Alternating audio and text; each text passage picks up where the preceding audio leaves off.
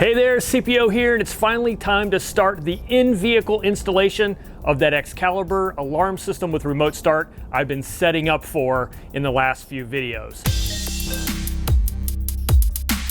So it's going to be a several video series. I'm going to try and give as much detail for those of you that are actually looking for that type of information, and I'm going to show you exactly what I'm installing, where, and how. Now that may seem risky because this is a security system, and it would be counterintuitive to show everybody exactly where I'm installing it. But the reality of it is, the people who are able to defeat this system, they don't need my help. They already know how and where I'm installing this and how to get to things. My goal is to create a layered defensive boundary that will allow me to prevent people from taking opportunistic advantage of my Jeep, and then also perhaps alert me if somebody is actually going into that next level of actually trying to do something with it. So anyway, I'm not scared. Besides, I mean, nobody watches these videos anyway, right? So anyway, let's get to it. All right, so the first thing I'm gonna do is start working on the things I can handle under the hood. And the reason I'm starting here is because if I get my engine compartment accessories installed, I'll have a good idea of how much wire I need to reach the brain inside the cockpit. So I'm actually going to install three things under the hood. I'm going to install a pin switch so that it will detect if the hood is opened. I'm going to install the Siren, which is also another sort of required element. And then I'm going to install a third optional accessory, which I'm going to wire in parallel with the hood pin switch. And that is going to be a mercury switch, although it's not really a mercury switch anymore these days, but it is a tilt switch, a switch that will close a connection to ground when tilted. And that's going to be a redundant backup for the hood, but we need the hood pin switch for the remote start. Basically, that's a safety item that requires that the hood is closed. The system acknowledges that before you can remote start the vehicle. So that's what I'm doing in here, so let's get to it. So starting with the pin switch, there are a couple things to note. First of all, if you have a vehicle with a factory start already pre-installed, you're not going to need one because you're going to have one right here. There's going to be already a bracket coming off and a pin switch right there for you. So you don't need to do anything. You don't even need to tie into that switch because the Excalibur system will recognize that there is a pin switch through the data channel and will automatically recognize when that switch is activated or disengaged. Now, if you're like me and you don't have that, we're going to have to install this. There's a couple ways to do that as well. You can drill in and mount the pin switch straight into the body. I know a lot of people tend to find this area a great place to put it. One thing to keep in mind is you've got a lot of contours in the hood. So what you want to try and do is find a place where those hood contours line up in a place where you can install the switch so that you're getting good contact. So another thing you can do, which is actually what I'm going to do, is I'm going to take advantage of this hole right here, which is where the factory bracket would come out for the pin switch if I had that installed from the factory. And I'm going to mount an L bracket using that hole and then set my pin switch right here. All right, so the pin switch that comes with the system looks just like this. It's already got a female spade connector on there. I'm gonna take that off for now. It's got two nuts that allow you to adjust the placement and tighten the switch in the location you want, plus this little locking washer here. But the idea being is that you can adjust where you want this to be and then still adjust the height. So this needs to be installed to something that is grounded. And the way it works is when the switch is depressed, like when the hood's closed, there is no connection here to ground. But as soon as you let go, the wire, which is going to go to the unit, will be connected to ground, and it will sense that that circuit is now, in this case, been closed, but that means your hood's been open. So that's how that works. Now, fortunately for me, I found a perfect little L bracket in my garage. So if you're like me, I keep a junk drawer of sorts in the garage of just random stuff. I have no idea where I got this bracket, what it belongs to, but it turns out to be a perfect fit. Go check your garage junk drawer. If you've got a bracket, use it. If not, you can always get a bracket for this. Auto parts store, hardware stores. I know that KickyRide.com, the guys that are putting together a package, an alarm system package for us, has brackets, L brackets, I believe in stock there that you can use.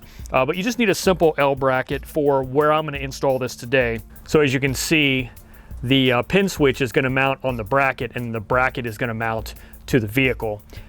Using one of these. I haven't really decided yet, but I'll figure it out here in just a second. And that's really how it's going to go. The key here is you want to make sure that whatever you have holding this connection in, you've got plenty of freedom of movement of this pin so that it doesn't get bound up on anything. And you also don't want it to accidentally touch anything metal in the process. So any bolts you have or any other metal objects, you want to make sure that this is free and clear. Anyway, so let me show you how I'm getting this onto the vehicle. I actually picked up some speed nuts, and I think these are going to be perfect for getting me into that hole, and then a couple of bolts just to fit with the speed nuts. So let me show you how this works. All right, again, I'm right here in the corner. This is right behind the where my hand is here. This is the driver's side headlight. And ignore my little aluminum burrito here. This is actually my Halo's controller that I put some aluminum tape on to try and shield it because I was getting some CB interference, and to be honest with you, it didn't work at all. But ignore that, it just happens to be zip tied in there, so it's kind of in the shot. But what I'm looking for is this hole right here that is on this factory brace right here. And so what I'm gonna do, because this hole is on the side, I can slide this little speed nut in there and use it to capture the back end. So let me figure out, I've got a couple of sizes here. Looks like I really just need a small one. Oh, that's gonna be perfect right there. All right, so that speed nut is now in place. Again, I just picked those up at like Pep Boys or something like that. I wanna take a look. This is gonna mount there. I think I'm gonna use the middle hole. That's gonna give me a fairly good alignment, I believe. And I can always adjust that later.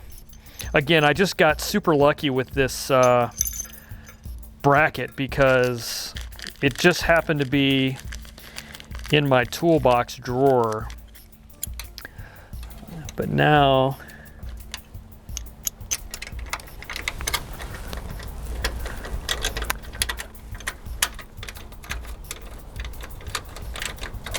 and the speed nut just basically gives me a nut to screw this into. All right, just get this good and tight. That's the official torque spec on this, good and tight. And the fact that I'm using this speed nut means I don't have to put a wrench on the backside, which is nice. I just gotta hold my bracket so it's level. And now what I'm gonna do is put my pin switch in there just like that. Now obviously I'm gonna have to adjust this, but I've gotta start somewhere. So put my locking washer underneath there. And then that first nut. And basically the idea is that you wanna have, I don't know, a 1/4 inch of clearance when that hood pin compresses. Actually, that might actually, oddly enough, that might be just perfect. So I can actually hear, and you can see when the pressure's off, that's resting on top of the pin switch. And I've got about that much room, maybe a 1/2 inch. I may go a little bit deeper, kind of shooting for that 1/4 inch because I don't want people to be able to reach in there very easily and defeat the switch.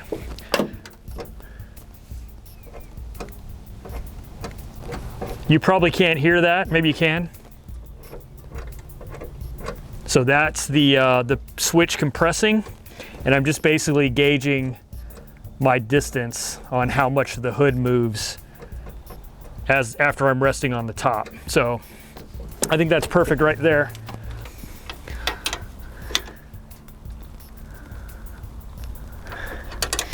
Now we'll close the hood just to double check things.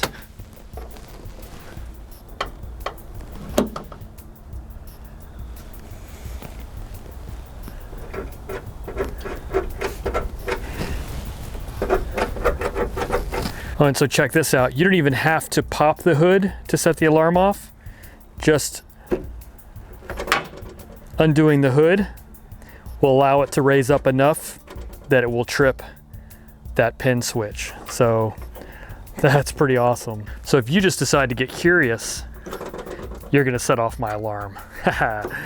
Whoop. All right, you might recognize this harness as the harness that I'm using to go into the brain of the Excalibur unit. This is the trimmed down version of things I need, but one of the wires in here, one of the long wires actually, is the gray wire, and that's actually the hood trigger wire.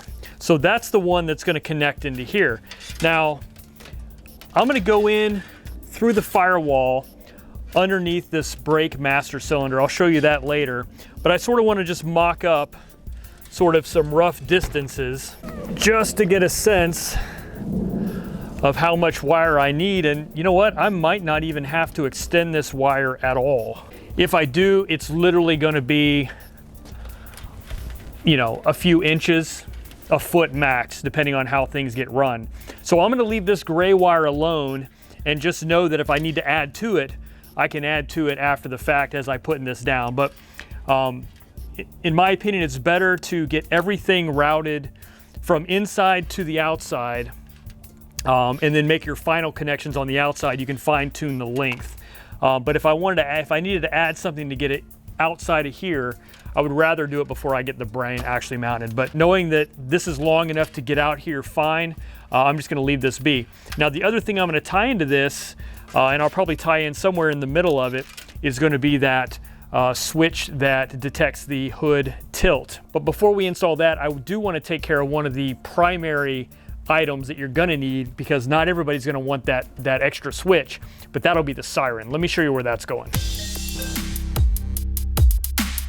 All right, so here's the little alarm siren. It's really tiny, and all we need to do is find a place to mount it and a place to ground it, and then we'll run the positive lead into the vehicle to connect to the brain.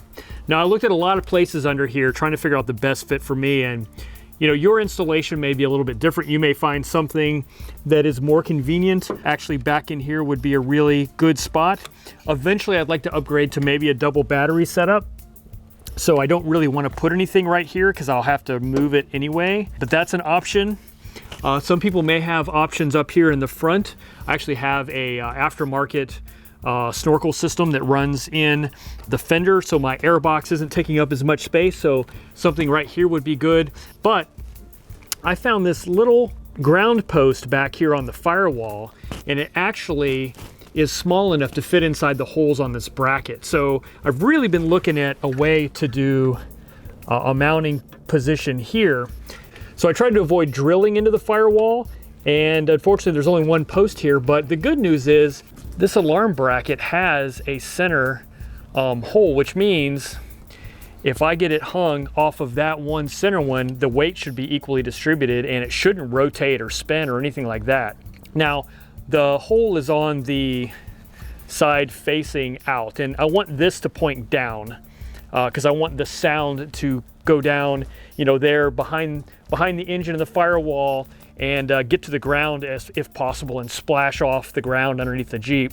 So what I'm going to do is I'm going to rotate the Siren on the bracket so that the hole is on top here, and then I'm going to mount this using that center hole on that post, and I'm also going to ground to that post. So I'm going to put a ring terminal on this, and when I mount it, just add that right into the mix, and I think that's going to work out great.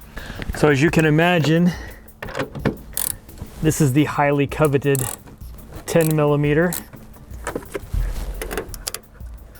And what I'm going to do is I'm going to leave that grounded connection that's there now in place, and then press the bracket over the top of it, and then my grounded connection over that.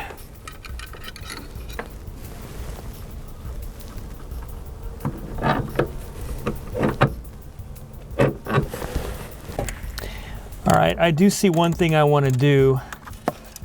So I swap this But I want to reverse where the screw is on this so that I can reach a screwdriver back in here and tighten it once I get it in place. I've actually got it pretty tight, but I need it to be pointed down. I also want to route that around like that.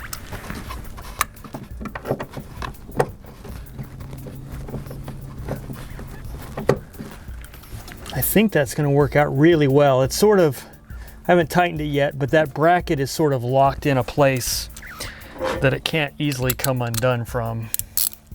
So once I tighten it down,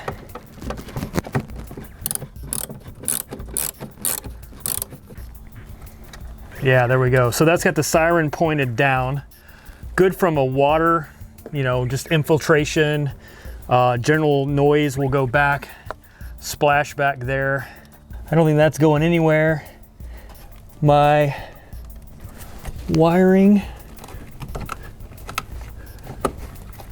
is right here. So when I tie in this positive, I'll be able to feed it right up the loom there. Yeah. I like it. I think that's gonna hold. I see no reason why that one screw can't hold that in place. The other good thing is that's not gonna be accessible from underneath the vehicle. You just cannot get up there and reach and find it. It's not accessible from the sides of the vehicle. And it's sort of in a place that stays fairly clean. So I'm really happy with that.